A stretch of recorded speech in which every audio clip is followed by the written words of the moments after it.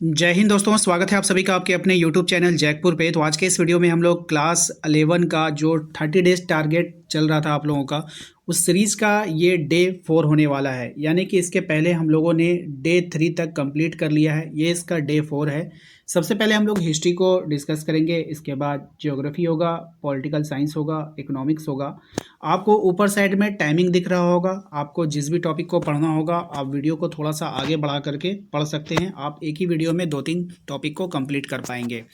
तो वीडियो काफ़ी इंपॉर्टेंट होगा, शुरू से लेकर अंत तक बने रहना है। साथ ही साथ यदि आप हमारे चैनल पर पहली बार विजिट कर रहे हैं तो सब्सक्राइब जरूर कर लीजिएगा अपने परीक्षा की बेहतरीन तैयारी करने के लिए।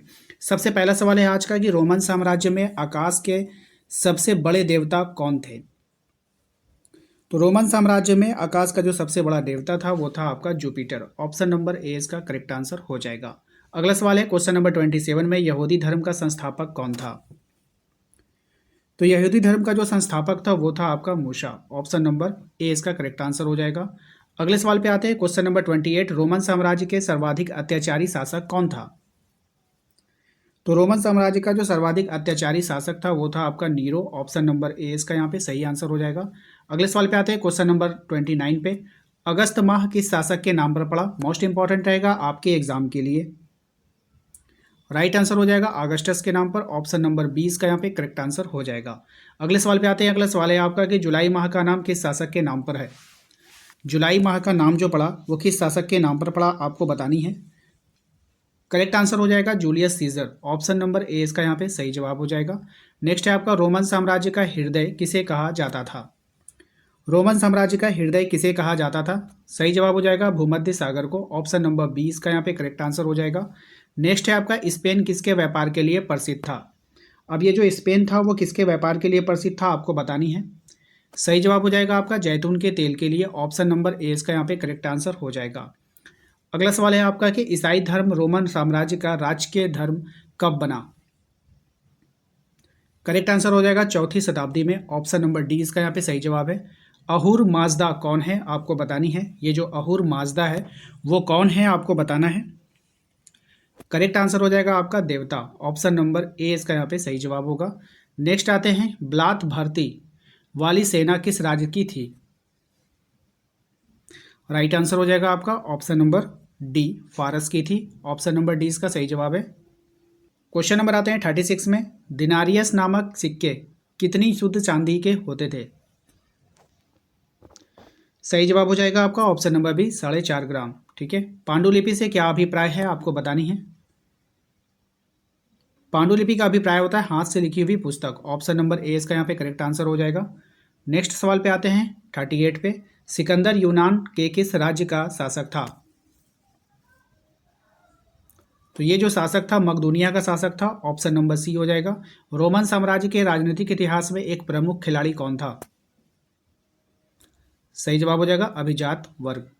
नेक्स्ट आते हैं क्वेश्चन नंबर 40 पे, कहा जा रहा है आपसे कि सीनेट रोम में एक संस्था थी जिसमें कौन से वर्ग शामिल थे। राइट आंसर हो जाएगा आपका अभिजात वर्ग, कुलीन वर्ग, जमींदार। तो उपरोक्त में से सभी। ऑप्शन नंबर डी हो जाएगा। नेक्स्ट सवाल पे आते हैं कि रोम किस नदी के किनारे बसा हुआ है। फेमस सवाल है, एग्जाम में कई बार आ चुका है।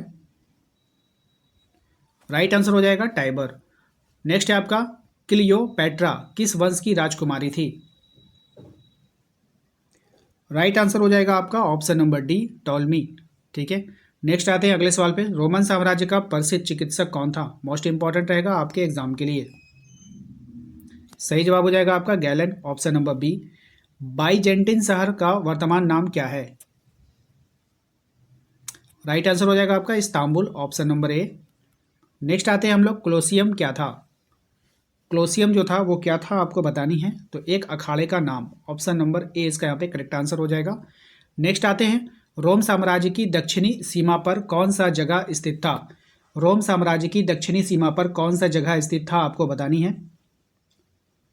करेक्ट आंसर हो जाएगा आपका ऑप्शन नंबर ए, सहारा रेगिस्तान। ऑप्शन नंबर ए इसका सही जवाब है। अगले सवाल पे आते हैं, सम्राट ट्राजन का शासनकाल क्या था। तो 113 से 117 ईस्वी। ऑप्शन नंबर 20 का यहाँ पे करेक्ट आंसर होगा। इटली की कुल आबादी 75 लाख में से दासों की संख्या कितनी थी। सही जवाब हो जाएगा आपका ऑप्शन नंबर बी, 30 लाख। कितनी थी तो 30 लाख थी। नेक्स्ट सवाल पे आते हैं क्वेश्चन नंबर 49। रोम के शहरी जीवन की एक प्रमुख विशेषता क्या थी? सही जवाब हो जाएगा सार्वजनिक स्नान, ऑप्शन नंबर ए इसका करेक्ट आंसर हो जाएगा। अगले सवाल पे आते हैं, निम्न में से किस शासक का संबंध पवित्र रोमन साम्राज्य से था? करेक्ट आंसर हो जाएगा शार्लमैन, ऑप्शन नंबर बी इसका यहाँ पे करेक्ट आंसर हो जाएगा। तो ये था आपके हिस्ट्री का मोस्ट इंपॉर्टेंट सवाल जो आपके एग्जाम के लिए इंपॉर्टेंट है। अब चलिए हम लोग आते हैं ज्योग्राफी पे। अब जो सवाल हम लोग देख रहे हैं वो है ज्योग्राफी यानी कि भूगोल के कुछ ऐसे सवाल जो आपकी परीक्षा के लिए काफ़ी इंपॉर्टेंट होगा। सबसे पहला सवाल है, सौरमंडल में स्थित प्रथम 4 ग्रह बुध, शुक्र, पृथ्वी और मंगल किन पदार्थों से बने हुए हैं? राइट आंसर हो जाएगा आपका शैल और धातुओं से, ऑप्शन नंबर बी इसका करेक्ट आंसर हो जाएगा। जोवियन ग्रह किसे कहते हैं? यहाँ पर क्वेश्चन ये काफ़ी इंपॉर्टेंट है, ध्यान रखना है। जोवियन ग्रह किसे कहते हैं? तो बृहस्पति के समान ग्रह को क्या बोलते हैं? जोवियन ग्रह कहा जाता है। अगले सवाल पे आते हैं, पृथ्वी का एकमात्र प्राकृतिक उपग्रह क्या है? तो पृथ्वी का जो एकमात्र प्राकृतिक उपग्रह होगा वो है सिर्फ चंद्रमा, ऑप्शन नंबर ए इसका यहाँ पे करेक्ट आंसर हो जाएगा। अगले सवाल पे आते हैं, अगला सवाल है आपका, द बिग स्प्लैट किससे संबंधित है? राइट आंसर हो जाएगा आपका ऑप्शन नंबर ए चंद्रमा की उत्पत्ति से संबंधित है, ऑप्शन नंबर ए इसका करेक्ट आंसर होगा। नेक्स्ट सवाल पे आते हैं, अगला सवाल है आपका, चंद्रमा की उत्पत्ति लगभग कितने वर्ष पूर्व हुई थी? तो चंद्रमा की उत्पत्ति लगभग 4.44 अरब वर्ष पूर्व हुई थी, ऑप्शन नंबर ए इसका यहाँ पे करेक्ट आंसर हो जाएगा। पृथ्वी पर जीवन का विकास कब हुआ था? पृथ्वी पर जीवन का विकास कब हुआ था? करेक्ट आंसर हो जाएगा 380 करोड़ वर्ष पूर्व, ऑप्शन नंबर डी इसका यहाँ पे करेक्ट आंसर हो जाएगा। अगले सवाल पे आते हैं, क्वेश्चन नंबर 27, भूप्रपट्टी पर हल्के व भारी घनत्व वाले पदार्थों को अलग होने की प्रक्रिया क्या कहलाती है? करेक्ट आंसर हो जाएगा विभेदन। क्या हो जाएगा? विभेदन हो जाएगा, ऑप्शन नंबर ए इसका यहाँ पे राइट आंसर होगा। अगले सवाल पे आते हैं, अगला सवाल है आपका, पृथ्वी के वायुमंडल की वर्तमान संरचना में किसका प्रमुख योगदान है? सही जवाब हो जाएगा आपका ऑप्शन नंबर बी नाइट्रोजन और ऑक्सीजन का। किसका होगा? नाइट्रोजन और ऑक्सीजन का, ऑप्शन नंबर बी। नेक्स्ट आते हैं अगले सवाल पे, प्रारंभिक वायुमंडल में किन तत्वों की अधिकता थी? प्रारंभिक वायुमंडल में किन तत्वों की अधिकता थी आपको बतानी है, तो हाइड्रोजन और हीलियम की अधिकता थी, ऑप्शन नंबर ए इसका यहाँ पे करेक्ट आंसर हो जाएगा। आइए अगले सवाल पे आते हैं, अगला सवाल है हमारा क्वेश्चन नंबर 30। ध्यान से देखिएगा, प्रकाश संश्लेषण की प्रक्रिया कितने साल पहले विकसित हुई थी? सही जवाब हो जाएगा 250 से 300 करोड़ वर्ष पहले, ऑप्शन नंबर ए इसका करेक्ट आंसर हो जाएगा। नेक्स्ट आते हैं अगले सवाल पे, क्वेश्चन नंबर 31, पृथ्वी पर जीवन का विकास कितने वर्ष पूर्व आरंभ हुआ? सही जवाब हो जाएगा 3.80 अरब वर्ष पहले, ऑप्शन नंबर ए इसका यहाँ पे। नेक्स्ट आते हैं अगले सवाल पे, निम्नलिखित में से कौन सी संख्या पृथ्वी की आयु को प्रदर्शित करती है? तो 460 करोड़ वर्ष, ठीक है, ऑप्शन नंबर 20 का करेक्ट आंसर होगा। निम्न में से कौन सी अवधि सबसे लंबी है? अब आपको बताना है यहाँ पे कौन सी अवधि जो होगी वो सबसे लंबी है, तो इयोन अवधि जो होता है वो सबसे लंबी होती है। नेक्स्ट आते हैं अगले सवाल पे, अगला सवाल है आपका, निम्न में से कौन सा तत्व वर्तमान वायुमंडल के निर्माण व संशोधन में सहायक नहीं है? राइट आंसर हो जाएगा आपका विभेदन, ठीक है। अगले सवाल पे आते हैं, अगला सवाल है आपका क्वेश्चन नंबर 35, कहा जा रहा है निम्नलिखित में से भीतरी ग्रह कौन से हैं? राइट आंसर हो जाएगा बिना उपग्रह वाले ग्रह, जिसका कोई उपग्रह नहीं होता है वो भीतरी ग्रह कहलाते हैं, ठीक है, इस बात का ध्यान रखना है। आइए अगले सवाल पे आते हैं, पृथ्वी पर जीवन निम्नलिखित में से कितने वर्ष पहले आरंभ हुआ था? सही जवाब हो जाएगा आपका 3 अरब 80 करोड़ वर्ष पहले, ठीक है, ऑप्शन नंबर डी इसका यहाँ पे राइट आंसर है। अगले सवाल पे आते हैं, क्वेश्चन नंबर 37 पे कहा जा रहा है निम्नलिखित में से किस युग को मत्स्य युग कहा जाता है, यानी कि मछलियों का युग? राइट आंसर हो जाएगा आपका ऑप्शन नंबर ए डोविनियन युग, ठीक है, इसको आप ट्रिक से याद रखना, डोवियन से डुबोना, डुबोना या फिर डुबोया, डूबी, इस तरह से याद रखिएगा कि जो मछलियाँ होती है वो जल में डूबी हुई रहती है, ठीक है, इससे आपको याद रहेगा। क्वेश्चन नंबर आता है 38 पे, कहा जा रहा है निम्नलिखित में से किस युग को डायनासोर का युग कहा जाता है? तो किस युग को कहते हैं डायनासोर का युग? तो जुरासिक युग को डायनासोर का युग कहते हैं, ठीक है। नेक्स्ट आते हैं अगले सवाल पे, अगला सवाल है आपका, सूर्य की उत्पत्ति कितने वर्ष पूर्व हुई है? सूर्य की उत्पत्ति हुई है 5 अरब वर्ष पूर्व, ऑप्शन नंबर ए इसका करेक्ट आंसर हो जाएगा। अगले सवाल पे आते हैं, अगला सवाल है क्वेश्चन नंबर 40, निम्नलिखित में से किस युग को खड़िया युग कहा जाता है? खड़िया युग कहा जाता है, तो क्रेटिसियस युग को खड़िया युग कहते हैं, ऑप्शन नंबर ए इसका करेक्ट आंसर हो जाएगा। अब हम देखने वाले हैं पॉलिटिकल साइंस यानी राजनीतिक विज्ञान के कुछ ऐसे सवाल जो आपके परीक्षा के लिए इम्पॉर्टेंट होगा। तो चलिए शुरू करते हैं। सबसे पहला सवाल है आपका, निम्नलिखित में से कौन सा प्रत्यक्ष लोकतंत्र के सबसे नज़दीक बैठता है? राइट आंसर हो जाएगा आपका ग्राम सभा द्वारा लिए गए निर्णय। ऑप्शन नंबर डी इसका यहाँ पे करेक्ट आंसर हो जाएगा। आइए अगले सवाल पे आते हैं। अगला सवाल है आपका कि इनमें से कौन सा कार्य चुनाव आयोग नहीं करता है? कौन सा कार्य चुनाव आयोग नहीं करेगा? तो पंचायत के चुनावों का पर्यवेक्षण, है ना, पर्यवेक्षण ये जो है नहीं करता है। अगले सवाल पे आते हैं, क्वेश्चन नंबर 3 पे, महिला प्रतिनिधित्व का समर्थन किसने किया? महिला प्रतिनिधित्व का जो समर्थन किया वो किसने किया आपको बतानी है। करेक्ट आंसर हो जाएगा आपका अरस्तु ने किया था। ऑप्शन नंबर सी हो जाएगा। क्वेश्चन नंबर आते हैं 4 पे, कहा जा रहा है निम्न में से लोकसभा तथा राज्यसभा की विधानसभाओं में किन्हें आरक्षण प्राप्त नहीं है? करेक्ट आंसर हो जाएगा महिलाओं को। ऑप्शन नंबर बी, ठीक है, करेक्ट आंसर क्या हो जाएगा? Option number B. अगले सवाल पे आते हैं। अगला सवाल है आपका कि यदि राजनीतिक दलों के चुनाव चिन्ह से संबंधित कोई विवाद हो जाता है तो उसका निपटारा कौन करेगा? राइट आंसर हो जाएगा भारत का चुनाव आयोग। ऑप्शन नंबर डी इसका यहाँ पे करेक्ट आंसर होगा। अगले सवाल पे आते हैं। अगला सवाल है आपका, ब्रिटिश शासन के किस अधिनियम में विधान परिषद में मुसलमानों को स्थानों का आरक्षण प्रदान किया गया था? करेक्ट आंसर हो जाएगा 1909 का मार्ले मिंटो सुधार, ठीक है, ऑप्शन नंबर ए। अगले सवाल पे आते हैं। क्वेश्चन नंबर 7 पे, कहा जा रहा है आपसे कि भारत के चुनाव आयोग में मुख्य चुनाव आयुक्त सहित कुल कितने सदस्य होते हैं? अच्छा सवाल है, इंपॉर्टेंट है। तो कुल मुख्य जो होता है वो 3 सदस्य होता है, याद रखिएगा। Option number C. अगले सवाल पे आते हैं, निम्नलिखित में से किसके चुनाव से भारत निर्वाचन आयोग का कोई सरोकार नहीं है? यानी कि निर्वाचन आयोग जो है वो उसका चुनाव नहीं कराएगा। तो नगर पालिका व ग्राम पंचायत, ठीक है, ऑप्शन नंबर डी। ये सब जो है डीसी के थ्रू होता है, जिला वाइज। अगले सवाल पे आते हैं। अगला सवाल है आपका, फर्स्ट पास्ट द पोस्ट या फिर साधारण बहुसंख्या प्रतिनिधित्व प्रणाली में कौन प्रत्याशी विजेता घोषित किया जाता है? राइट आंसर हो जाएगा सर्वाधिक जनसंख्या में मत अर्जित करता है जो उसको, ठीक है। आइए अगले सवाल पे आते हैं। क्वेश्चन नंबर 10 पे, कहा जा रहा है आपसे कि भारत में निर्वाचन आयोजित करने के लिए सर्वोच्च निकाय कौन है? राइट आंसर हो जाएगा निर्वाचन आयोग ही है। ऑप्शन नंबर सी।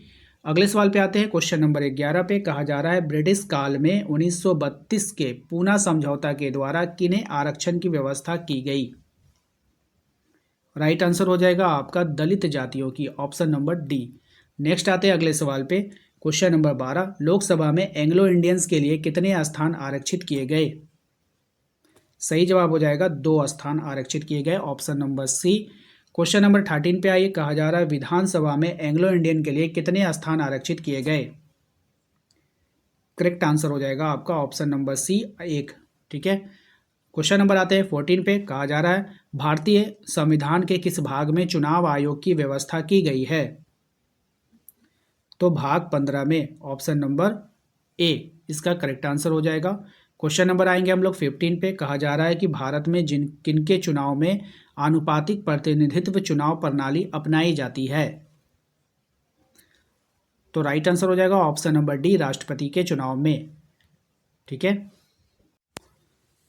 अब जो हम लोग सवाल करने वाले हैं वो इकोनॉमिक्स के सवाल होंगे जो इम्पॉर्टेंट होंगे आपके एग्ज़ाम के लिए। तो चलिए शुरू करते हैं और देखते हैं सभी इम्पॉर्टेंट सवालों को। अभी तक आपने अगर हमारे वीडियो को लाइक नहीं किया है तो प्लीज़ लाइक कीजिए। आपके एक लाइक करने से हमें मोटिवेशन मिलती है और इतने लंबे वीडियोज़ आपके लिए बना पाते हैं। तो एक लाइक करना बिल्कुल भी नहीं भूलिएगा और कमेंट बॉक्स में आप अपना नाम और अपने ज़िला का नाम ज़रूर टाइप कीजिए, जिससे हमें ये पता चलता है कि आप लोग किस किस ज़िला से हमें सपोर्ट कर रहे हैं।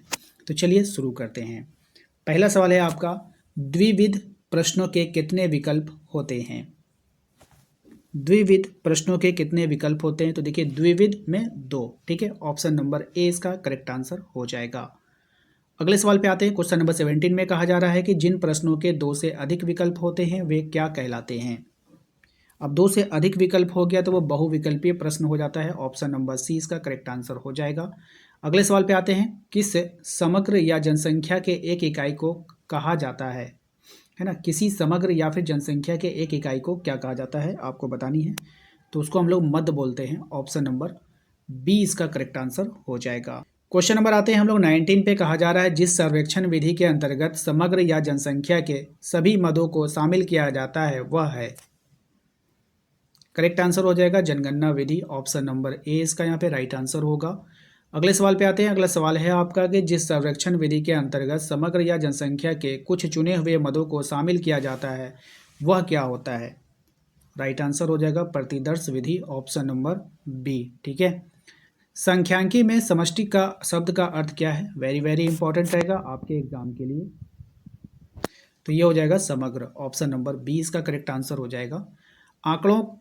आंकड़ा संग्रह करने की किस विधि के अंतर्गत सर्वेक्षक और उत्तरदाता के बीच प्रत्यक्ष संबंध स्थापित होता है। राइट आंसर हो जाएगा आपका साक्षात्कार। Option number A. नेक्स्ट आते हैं अगले सवाल पे। अगला सवाल है, वह रणनीति जिसके अंतर्गत एक छोटे समूह का सर्वेक्षण कर प्रश्नावली का मूल्यांकन या फिर परीक्षण किया जाता है। तो प्रायोगिक सर्वेक्षण। ऑप्शन नंबर डी इसका यहाँ पे करेक्ट आंसर हो जाएगा। प्रायोगिक सर्वेक्षण के लाभ क्या हैं आपको बतानी है। तो इसके जो लाभ हैं वो हो जाएगा आपका, ये तीनों हो जाएगा। इसको अच्छा से आप लोग पढ़ लीजिए वीडियो जरूर करके, उपरोक्त में से सभी इसका करेक्ट आंसर हो जाएगा। ठीक है। अगले सवाल पे आते हैं। क्वेश्चन नंबर 25, प्रतिदर्श या निदर्श का अर्थ क्या होगा। तो इसका जो अर्थ हो जाएगा वो हो जाएगा समग्र में से कुछ प्रतिनिधि मदों को चुनना। ऑप्शन नंबर बी इसका करेक्ट आंसर होगा। क्वेश्चन नंबर आते हैं 26 पे। कह रहा है, निम्न में से कौन निदर्शन या प्रतिचयन का एक प्रकार नहीं है। तो ये हो जाएगा आपका जनगणना। ऑप्शन नंबर डी हो जाएगा। निर्गम मतदान क्या है आपको बताना है, यानी एग्जिट पोल। ठीक है। राइट आंसर हो जाएगा मतदाताओं के प्रतिदर्श से चुनाव जीतने वालों का अनुमान लगाया जाना, यानी एक तरह का अनुमान को ही हम लोग क्या बोलते हैं, एग्जिट पोल बोलते हैं। अगले सवाल पे आते हैं। Question number 28। कहा जा रहा है आपसे, गणनाकार अनुसंधानकर्ता द्वारा अपनी सुविधा या फिर निर्णय द्वारा प्रतिदर्श इकाइयों को चुना जाता है तो उसे कहते हैं, क्या कहते हैं बतानी है। राइट आंसर हो जाएगा अयाक्षिक प्रतिचयन कहते हैं उसको। ठीक है। नेक्स्ट आते हैं हम लोग, जो त्रुटियां जनगणना, देखिए जो इसमें इंपॉर्टेंट होगा ना वो हम आपको बता देंगे, जो इंपॉर्टेंट नहीं होगा तो मैं इसको सिर्फ पढ़ के आगे बढ़ रहा हूँ। जो त्रुटियां जनगणना विधि व प्रतिदर्श विधि दोनों में पाई जाती है वो क्या है। राइट आंसर हो जाएगा अप्रतिचयन त्रुटियां। Option number B. ठीक है। जो त्रुटियां प्रतिदर्श आकलन और उसके जनसंख्या प्राचालों के बीच अंतर को दर्शाता है उसको क्या कहते हैं। तो उसको कहते हैं हम लोग प्रतिचयन त्रुटियां कहते हैं। ठीक है। ऑप्शन नंबर ए हो जाएगा। अगले सवाल पे आते हैं कि निम्न में से कौन आयक्षिक या फिर प्रतिचयनक त्रुटियां का उदाहरण है। राइट आंसर इसका हो जाएगा आपका, ठीक है ना, ये होगा आपका अनुत्तर संबंधी त्रुटियां और प्रतिदस्त अभिनीति पूर्वाग्रह, यानी कि ए और बी किस में हो जाएगा, ऑप्शन नंबर डी में। ठीक है। अगले सवाल पे आइए। अगला सवाल है आपका, एनएसएस द्वारा एकत्रित किए गए आंकड़ों को आंकड़ों को किस पत्रिका में प्रकाशित किया जाता है। मोस्ट इंपॉर्टेंट रहेगा आपके एग्जाम के लिए, इसीलिए वीडियोस को पूरा देखना चाहिए। कि आप कभी कभी होता है क्या है कि आप टफ क्वेश्चन दे करके वीडियो से एग्जिट हो जाते हो, नहीं, उसमें कुछ ऐसे सवाल जो आते हैं जो कि डायरेक्ट एग्जाम में पूछे जाते हैं। अब ये सवाल काफ़ी इंपॉर्टेंट है तो इसको ध्यान में रखना है। राइट आंसर हो जाएगा आपका सर्वेक्षण। ठीक है। Option number A. अगला सवाल भी बहुत ही इंपॉर्टेंट है, ध्यान दीजिएगा। क्वेश्चन नंबर 33, राष्ट्रीय प्रतिदर्श सर्वेक्षण एनएसएस की स्थापना कब की गई थी। तो इसका राइट आंसर हो जाएगा 1950 में। Option number D. अगले सवाल पे आइए। क्वेश्चन नंबर 34, कहा जा रहा है कि भारत की जनगणना कितने वर्षों के अंतराल में की जाती है। भारत की जनगणना कितने वर्षों के अंतराल में की जाती है। तो ऑप्शन नंबर सी 10 वर्षों के अंतराल पे की जाती है। अगले सवाल पे आते हैं, CSO का पूरा नाम क्या है। मोस्ट इंपॉर्टेंट रहेगा आपके एग्जाम के लिए। तो केंद्रीय सांख्यिकी संगठन, ऑप्शन नंबर सी। ठीक है। तो आशा करते हैं आप लोगों को आज का ये वीडियो पसंद आया होगा। अच्छा लगा है तो वीडियो को लाइक जरूर कीजिए। चैनल पे पहली बार आए तो सब्सक्राइब करना बिल्कुल भी नहीं भूलिएगा। व्हाट्सएप ग्रुप का लिंक हमने डिस्क्रिप्शन में डाल दिया है, वहाँ से जाकर ज्वाइन कर लीजिएगा। कमेंट बॉक्स में आप अपना नाम, अपने जिला का नाम जरूर टाइप कीजिए, इससे हमें ये पता चलता है कि आप लोग कहाँ कहाँ से हमें सपोर्ट कर रहे हैं। मिलते हैं नेक्स्ट अगले वीडियो में। Thank you.